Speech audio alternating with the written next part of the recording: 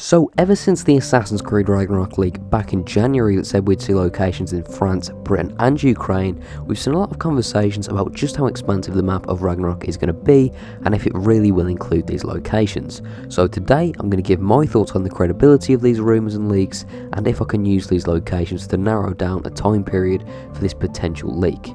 Without further ado, let's get into this. So before we start, let's talk about where this original leak actually came from. The original leak was from an anonymous 4chan user, however after the leaks had circulated Reddit and the mainstream media, Jason Schreier, a very credible leaker for Assassin's Creed, confirmed that he had heard some of these leaks before, however some of these were unknown to him. Jason didn't tell us exactly what he did or didn't know from the leak. For full context, this thing was structured in a giant list, so there was so many things that he could or couldn't have known. I did do a full video on this if you're interested in the leak itself, but for now I'll just be covering the locations. Before we get into that though, I thought I'd mention that I have fully gone through the list, and one of the things it stated was that the game would be announced in February at a PlayStation event. Now of course we know this is wrong, but this might not be his leak, as that was a popular rumour that there'd be a big PlayStation event in February, just outside of Assassin's Creed and the general gaming community. So this might have just been a guess on this guy's part, because we know some of it is right. So anyway, to get back on topic, this leak stated that we get to go to York, Paris, Kiev and London.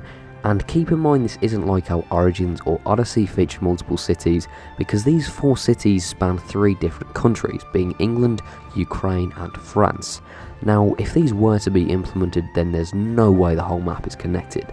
The way I see this working is how travelling in Assassin's Creed 2 worked, or maybe Assassin's Creed 4, given the rumours about Naval, where you'd reach a certain part of a city or a certain island, and instead of actually being able to just go there from wherever you are in the world, you'd get a loading screen to go to that particular place. And in terms of locations, I see this being more of a black flag kind of thing, because to connect England and Paris, I can kind of see that. To go from like the south coast into Paris isn't that far. You wouldn't really have to make that much of France to get from like, you know, London into Paris, because Paris isn't that far south into France. But then to go to Ukraine on land, you know, you'd have to have places like Germany, Poland or Hungary there to go through it. So the way I see this working is you having to sail through the Black Sea up to Hungary as you would to get to a location in Black Flag. The reason that I also mentioned travelling between cities in Assassin's Creed 2 is because of the listing of York and London. York and London are both cities in England but are listed as separate locations, as if England isn't one landmass like Egypt and you'd have to switch as if you were going from, you know, Florence to the mountains in Assassin's Creed 2. I think with London and Paris though, I think that could definitely be handled far more like Black Flag. There's an opening in the Thames from London that would take you over to Calais, which is a part in the north of France which really isn't that far at all from Paris. So we could sail from London to a part of France, and then it'd kind of take you into one of those screens which says, are you sure you want to enter this location? You know the ones I mean. And this is also backed up by the same leak saying how we'd have naval in the game that was far more focused on exploration than it was combat, as we've seen in previous games. So anyway, I should probably talk about how likely each of these locations are given the Vikings setting, because of course if these locations don't make sense with the setting, then the leak falls through. Firstly, York. This makes complete sense.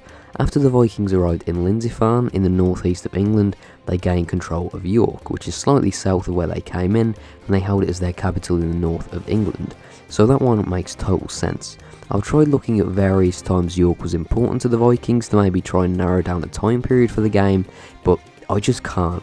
They first occupied it in 866, and they fought for it in the Battle of Hastings in 1066, so the relevance of York doesn't really tell us anything, because that thing was pretty much important from the rise of the Vikings up until their death. So this one makes total sense. I feel like London is a location that's completely overdone in terms of British media, so it'd be really cool to see the north explored, especially in an Assassin's Creed game. So anyway, now on to London. London was very important, to be fair. It's not just because it is London. It was a trading spot for basically all of England. It connected the other 3 kingdoms at the time, Mercia, Wessex and East Anglia, which is basically West, South and East England respectively. It was effectively the hub of England at the time and was an incredible place of wealth. As a result of this, the Vikings constantly raided London, on sea and on land. So not only does this sound probable in a place where the Vikings would have actually been, but it opens itself up for so many cool missions, both naval and on land. Now onto Paris. Unlike the previous two where Vikings were there all the time, Paris is synonymous with Vikings in two specific time periods, in the sieges of Paris. One of these happened in 845 and another one in 885. It's a great opportunity for a set piece, so I could definitely see one of these happening in the game.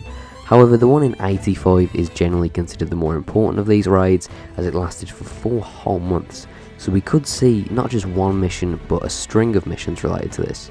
I don't know, after reading up about this, it does sound really exciting and it does make a lot of sense. Honestly, I could see this happening in the game, so Paris definitely lines up. Now if this leak holds any water, which it may well do, Kiev is the location that gives us the most in terms of the time period, and that's because we know Kiev was founded in either 879 or 882, somewhere between there, it's still disputed, and we know it was founded by the Vikings. So given the founding of Kiev, this has shaved a good few decades off like the soonest this game can happen, which still gives a leeway of almost 200 years, but it does narrow that window just a little bit. It's worth mentioning as well that the founding of Kiev happens just a few years between that second 4-month siege in Paris, so we could get a game that features those as the two big main events.